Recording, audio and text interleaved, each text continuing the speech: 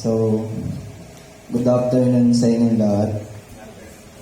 Hindi ko na kailangan magpakilala kasi tayo lang naman. Ilan tayo? Laban tayo. Sige. Ibig po namin makita si Jesus. Mga kapatid, bakit nga ba gustong makita ng mga Griego si Jesus?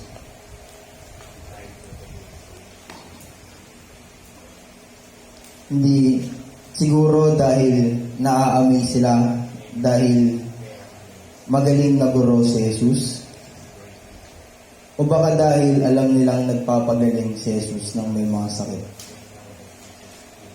Ikaw, ano yung dahilan kung bakit gusto mong makita si Jesus?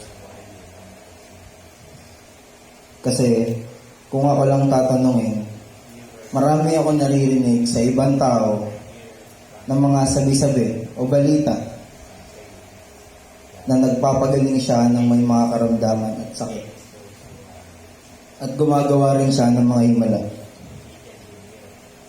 Naalala ko tuloy nung nagtraslasyon kami. Maririnig mo sa mga tao at sa mismong misa na sinisigaw at sinasabi, ibig po naming makita si Jesus.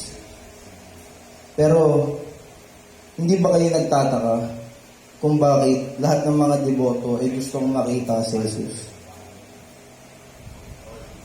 Balik tayo dun sa experience ko sa traslasyon. Nung unang beses kong makasama sa traslasyon, sobrang kabado ako. Kasi hindi ko alam kung anong mangyayari sa akin.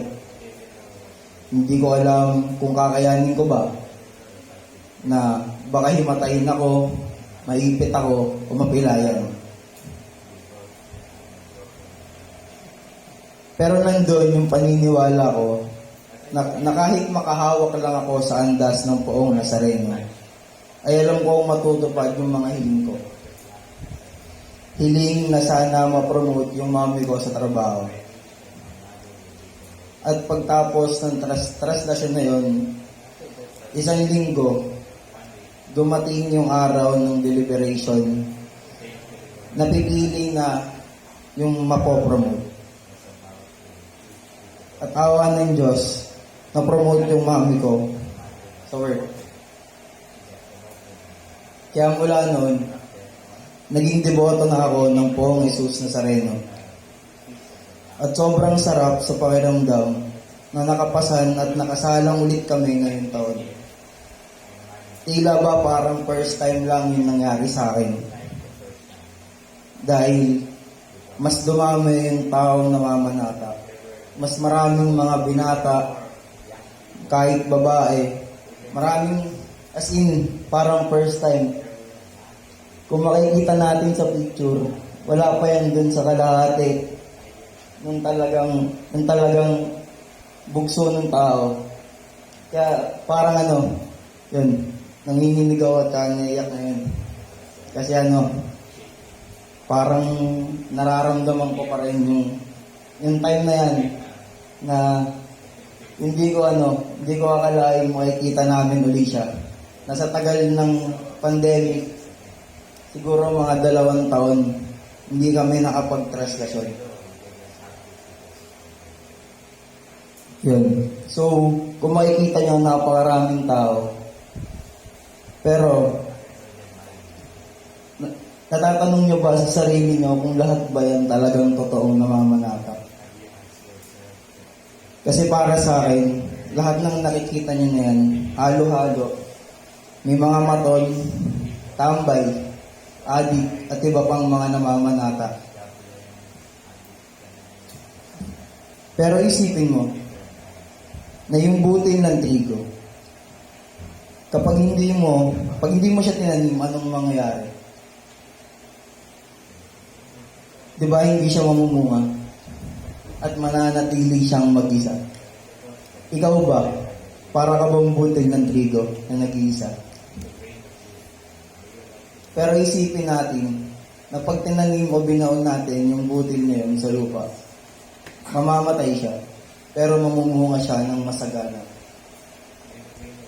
Sabi nga sa verse 25, ang taong nagpapahalaga sa kanyang sarili lamang, ay siyang nawawalan nito. Ngunit ang taong hindi nagpapahalaga sa kanyang buhay, sa daigdig na ito, ay siyang magkakaroon ng buhay na walang hanggan. Katulad na lamang ng buhay ni Kristo, na handa siyang mamatay para sa Diyos Ama at para sa atin. Ngunit, hindi lang doon natatapos ang pagkamatay ni Kristo. Nagbunga ang buhay ni Jesus. At ang bunga nito ay ang buhay na walang hanggan. At patuloy itong namumunga dahil sa mga apostol na nagbibigay ng buhay at nagpapalaganap ng salita ng Diyos. At namumunga ito hanggang ngayon. At natatanggap natin ang buhay na walang hanggan. Sabi rin sa verse 26, ang naghahangad na maglingkod sa akin ay dapat sumunod sa akin. At saan man ako naroon, ay pumaroon din siya. Pararangalan ng Ama ang sino mang naglilingkod sa akin. Ikaw, handa ka bang sumunod sa yapak ni Jesus? Handa ka bang mamatay para mamunga? Krus ang dahilan ng kanyang pagkamatay at muling pagkabuhay. Ikaw, ano ba yung cross mo? Ano yung cross na tinatanong sa iyo ng Diyos para yakapin o para buhatin? Naalala ko tuloy yung kwento ng isang mag-asawa. Yung lalaki nagsimba siya. Yan. Nakinig siya ng homily ni Father. Ngayon, pag-uwi niya, nakita niya yung asawa niya na nakahiga lang. Siguro nagpapahinga siya kasi pagod. Ngayon, binuhat niya yung asawa niya. Tapos sabi ng asawa niya, ang sweet mo naman, nagsimba ka ba? Sabi ng asawa. Tapos sabi ng asawang lalaki, oo, nagsimba ako. Tapos tinanong ng babae, yung asawa niya, ano ba yung homily ni Father? Ang homily kasi ni Father, buhatin mo yung cross mo. Yan. So, yun. Naalala ko yung na-remember ko. Yung panahon na wala pa ako dito sa Verbum Day. Taon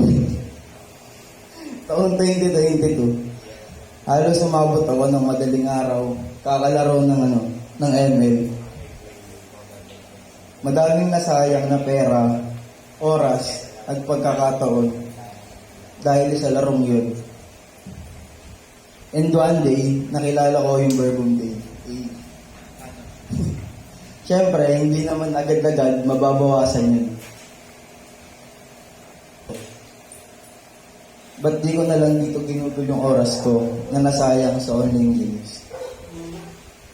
After a year, madami rin mga nagbago sa akin. Mas marami na rin akong fruits na nakuha dahil binago ko yung lifestyle ko at sinundan ko si Kristo. Mas nakaya ko nang i-manage yung screen time ko na hindi na ako maabot ng madaling araw na gumagamit ng phone. Isa pa is yung pagkuha ko ng guidelines. Dati ayaw kong kumuha kasi naramdam ko yung takot na baka hindi ko kayanin o baka hindi ko masabi ng maayos sa harap yung ipipreach ko. But God is always reminding me na kaya ako binibigyan ng guidelines is alam niyang kaya ko. Alam niyang magagawa ko yun. And dapat tumatagal, mas nagugustuhan ko na magbigay ng guidelines. Kasi alam kong gagabayan niya ako sa paggawa ko. And sabi ko sa sarili ko na Kung kaya nila, kaya ko din. Siyempre, di ako papatalo. Yun. Ikaw, anong cross mo? Mag-review, sumunod sa magulang, o pumasok ng maaga? Lahat ng cross na yan, kaya nating lampasan. At kaya rin natin yung buhatin. At once na mabuhat natin yung mga cross na yun, madami tayong fruits na makukuha. At mas mamumunga tayo.